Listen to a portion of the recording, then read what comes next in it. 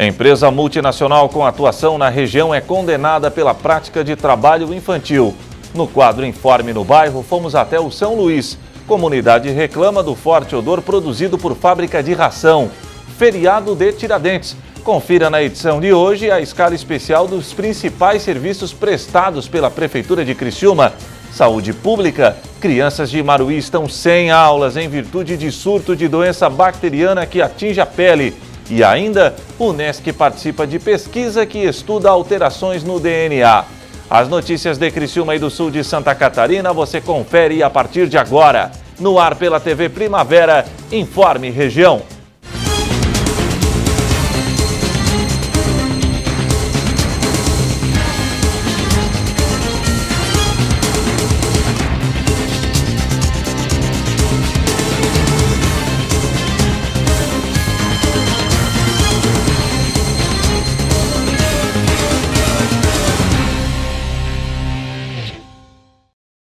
Hoje, quarta-feira, 20 de abril de 2016. Para você que sintoniza a tela da TV Primavera, uma boa noite. Uma grande multinacional com filiais na região foi condenada pelo Ministério Público do Trabalho pela prática de trabalho infantil. Entenda melhor essa história através da reportagem de Morgana Salvador. A ação civil pública movida pelo Ministério Público do Trabalho de Criciúma condenou a empresa Seara Alimentos na unidade da JBS em Forquilinha devido à empresa terceirizar determinados serviços e não fiscalizar tal mão de obra que utilizavam inclusive de adolescentes para tal procedimento. Se trata de uma ação civil pública, movida pelo Ministério Público do Trabalho no ano de 2011, que está baseada em 2 inquéritos civis que amealhou provas de que a JBS não estava fiscalizando adequadamente as empresas por ela contratadas no que diz respeito à contratação de adolescentes em atividades proibidas para essa idade. O resultado desta ação originou em uma multa de mais de R$2 milhões. Visava realmente condenar a empresa na responsabilização da contratação de crianças e adolescentes na atividade de apanha de aves, que é proibida pela legislação nacional, e pela inclusão em todos os contratos de trabalho, em todas as obrigações jurídicas que, porventura, a JBS venha assumir, que sejam incluídas essa cláusula e que, por estar incluída essa cláusula, incida todas as consequências jurídicas pelo descumprimento pelas empresas por ela contratadas. Mas, no decorrer da ação, a empresa ainda desobedeceu o parecer do magistrado, o que deu provas necessárias para que a multa fosse aplicada.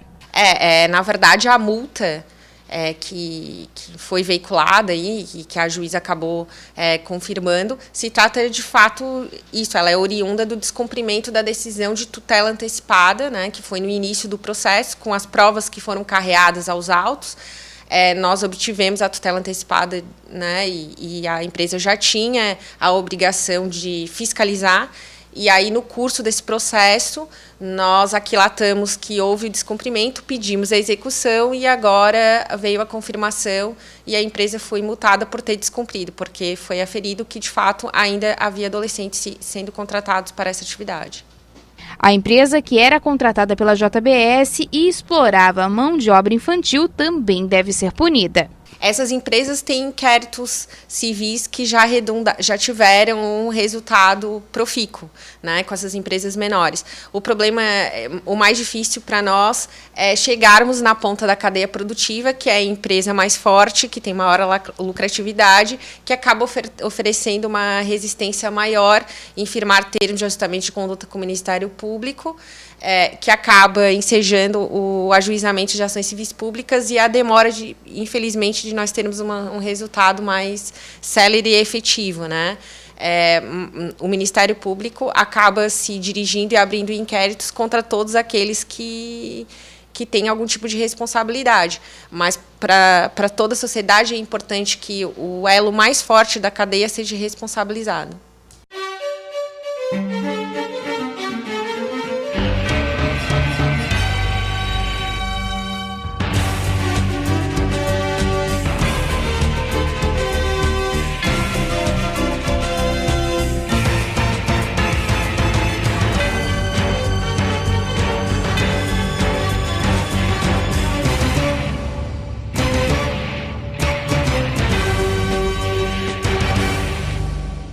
Hoje, no quadro Informe no Bairro, nossa equipe foi até o São Luís.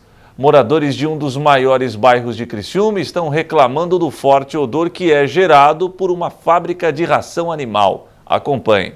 A comunidade do bairro São Luís, há longos anos, vem enfrentando problemas com os maus odores gerados pela empresa de ração da JBS. Mas o problema não acaba apenas no bairro. Outras localidades próximas também sofrem com o odor. Na verdade, a reclamação dos moradores é do bairro São Luís e dos bairros vizinhos. Tem o bairro Michel, Santa Bárbara, Milanese, Recanto Verde, Comerciário, chega a ser comerciário, dependendo da direção e da força do vento. A reclamação é o cheiro insuportável, né? Um cheiro inconveniente que vem aqui da fábrica de ração da JBS aqui no bairro São Luís. Então ela tem um impacto, sim, esse cheiro, além da inconveniência, tem um impacto de saúde, né? Tem um outro impacto que é a desvalorização dos imóveis que tem aqui.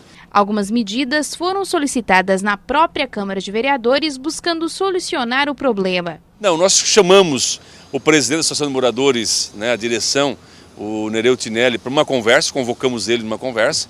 Ele já nos apresentou a denúncia que fez no Ministério Público, na 9ª Promotoria, pedindo, né, providência ao Ministério Público. Esperamos que o Ministério Público faça isso. Fui no Ministério Público hoje, vou até conversar com o promotor para saber quais são os encaminhamentos que ele vai dar para isso. Vamos convocar o diretor da JBS para ir na Câmara de Vereadores nos explicar também se há ou não há solução. Até agora a solução seria a troca de chaminé, mas são 40 anos com cheiro. É o mesmo chaminé, é manutenção do chaminé, algum problema tem. E nós queremos saber qual é o problema e qual é a solução. Com os odores que se espalham por toda a região, a qualidade de vida fica complicada. Porque esse mau cheiro, a gente não sabe se é apenas a fumaça e o mau cheiro. Se com esse mau cheiro dá algum problema de saúde. O que nos chegou para nós é que tem sim, provoca problema de saúde. Então fica na questão da má qualidade de vida que os moradores aqui têm e na desvalorização do imóvel, né, que pode ser um valor e tem que vender por bem menos, significa bem menos em função da inconveniência que provoca esse mau cheiro além da saúde. A comunidade esteve reunida nesta tarde com 4 representantes da empresa JBS e 7 vereadores. Durante a reunião, a empresa se mostrou solícita aos moradores e disse que em breve o problema será resolvido. 4 novos equipamentos já estão em funcionamento e mais 2 serão instalados. A partir disso, conforme a orientação da empresa, a comunidade deve monitorar o odor da região.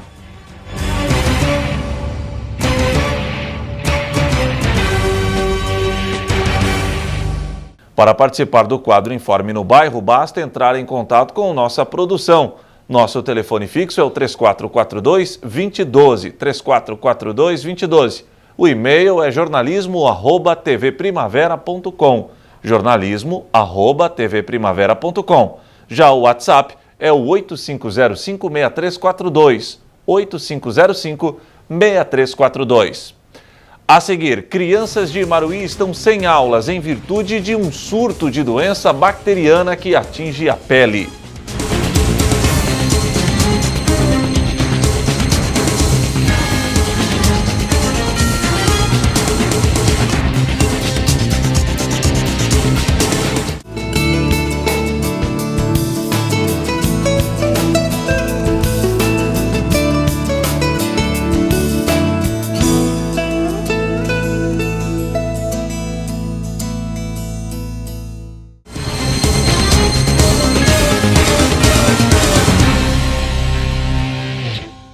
Com o feriado de amanhã, os horários de funcionamento de alguns serviços de repartições públicas municipais, órgãos, entidades e empresas de Criciúma e região sofrem alterações. Confira.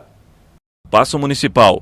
A Prefeitura estará fechada no dia 21 de abril. Suas atividades normais voltarão na sexta-feira, dia 22, a partir das 8 da manhã, seguindo até as 5 da tarde. Saúde. As unidades de saúde da rede municipal estarão fechadas no dia 21 de abril. Durante estes dias, os pronto-atendimentos de urgência e emergência localizados nos 24 horas dos bairros Boa Vista e Próspera, além do Hospital Santa Catarina, estarão atendendo normalmente. As unidades de saúde retornam às suas atividades normais na sexta-feira, dia 22. Educação. As escolas e centros de educação infantil do município estarão fechados na quinta-feira, dia 21. Na sexta-feira, dia 22, nas escolas onde haverá reunião pedagógica, as aulas estão suspensas. Nas demais, as aulas estão mantidas. Todos os pais e alunos foram informados com antecedência do calendário da sua escola. Coleta seletiva de lixo. A coleta de lixo será realizada normalmente no feriado. Defesa Civil. A Coordenadoria de Proteção e Defesa Civil funcionará em esquema de plantão, voltando a realizar seu atendimento normal na sexta-feira, dia 22. O contato deverá ser realizado através do telefone 9162-9006. Ônibus urbano. No dia 21 de abril, os ônibus funcionarão em horário de feriado e voltam ao horário normal na sexta-feira, dia 22.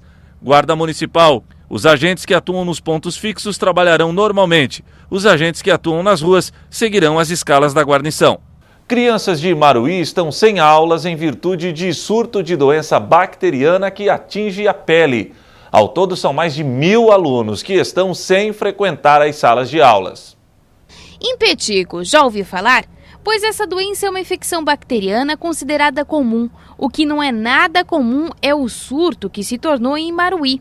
Devido ao número de casos registrados no município, uma força-tarefa foi formada para definir como resolver o problema.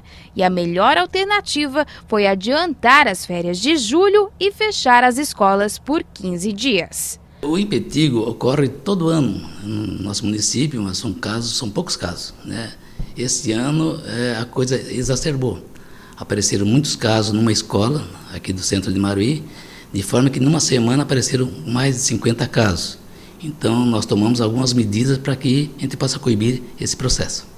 Todas as escolas, os materiais trabalhados na sala de aula e o transporte público estão passando por um processo de higienização. Bom, a medida foi em função desta bactéria que estava lastrando-se por todas as escolas. Então, a medida aconselhada pelo profissional de saúde, doutor Ayrton, não somente o doutor Ayrton, mas Ministério Público, Vigilância Sanitária, Secretaria de Saúde, né, em conjunto, em reunião, a decisão foi de fechar as escolas para poder estar fazendo higienização, tanto nas unidades escolares quanto no transporte. Então, nós pedimos a compreensão dos pais, porque nem a escola, nem os pais estavam preparados para esta alergia, para esta parada para a limpeza e as crianças ficarem em casa. Então, no fim, foi todo mundo pego de surpresa, mas acredito que todos estão colaborando e compreendem a situação. Com a medida tomada pela Secretaria de Educação do município, mais de 1.400 alunos estão sem aula. Para esta mãe, o tratamento ocorreu sem grandes preocupações e alguns cuidados a mais dentro de casa. Assim que eu vi que surgiu algumas crianças, eu já fiquei com cuidado, examinando, olhando. E assim que ele pegou, levei ao hospital, ali começou o tratamento. Ele não precisou tomar antibiótico, foi só mesmo a pomadinha nos locais e foi bem tranquilo, não teve grandes complicações. O cuidado é com a higiene, né, álcool gel, e não levar ele para ambientes onde tivesse acúmulo de pessoas para não passar, né? Por sorte, o tratamento para a doença é realizado de maneira simples e em breve as aulas devem ser retomadas. Com o uso de antibiótico, nós usamos antibiótico tópico ou antibiótico sistêmico. A cura, na verdade, com o antibiótico é fácil. O antibiótico ele cura a doença. O problema é o contágio. O contágio que é muito fácil. É uma doença de pele, e a criança em contato com outra vai disseminando a própria doença. Então nós tivemos que fazer uma medida até um pouco drástica no sentido de coibir essa sequência de infecção. A seguir, o NESC participa de pesquisa que estuda alterações no DNA.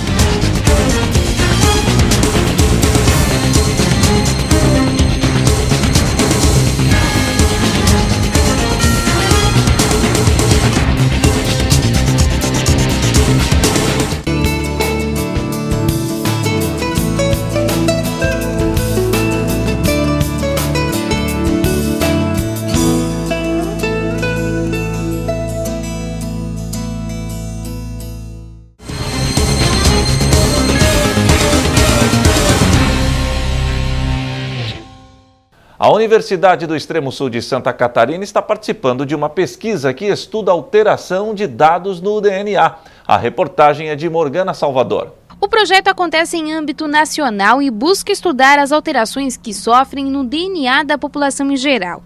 A Unesc é a única instituição em Santa Catarina a realizar a pesquisa. Bom, esse estudo ele é um estudo que é multicêntrico, ele está envolvendo diferentes pesquisadores de diferentes estados e a ideia seria comparar as diferentes populações do Brasil. O Brasil é um país continental, nós temos diferentes populações em cada região. Então a ideia é ver se os hábitos de vida de cada uma dessas regiões podem estar influenciando nessas alterações que a gente está avaliando nas células da mucosa oral. Durante a manhã de hoje, a equipe estava no centro de Criciúma em busca de voluntários. Se você tem interesse em participar do projeto, pode entrar em contato com a equipe. Hoje nós estamos aqui até o meio-dia na Praça Nereu Ramos, mas quem tiver interesse em participar pode mandar e-mail para o e-mail do laboratório, que é labinha@unesc.net, para tentar fazer um contato para poder participar. A gente precisa de pessoas que tenham entre 18 e 60 anos e essas não fumantes. E entre 30 e 45 fumantes, tanto homens quanto mulheres. A gente precisa de 30 pessoas em cada uma dessas faixas etárias. Com esses dados, no final da pesquisa, vão ter formado o perfil basal de cada região, onde devem ser confrontados os hábitos de vida e vão poder verificar a predisposição para algumas doenças. No final do projeto, a gente pretende, depois de ter todos os dados analisados, passar individualmente esse resultado, porque durante o processo, todos os dados são sigilosos. Cada participante recebe um número. E esse número a gente vai ter só nos nossos questionários lá para saber quem é quem, para identificar, para depois conseguir passar o resultado. Só que depois esses dados são tratados como da população como um todo, para tentar entender como está comportando essa população. E o Informe Região desta quarta-feira fica por aqui. Para você que acompanha a programação da TV Primavera, uma boa noite e até amanhã.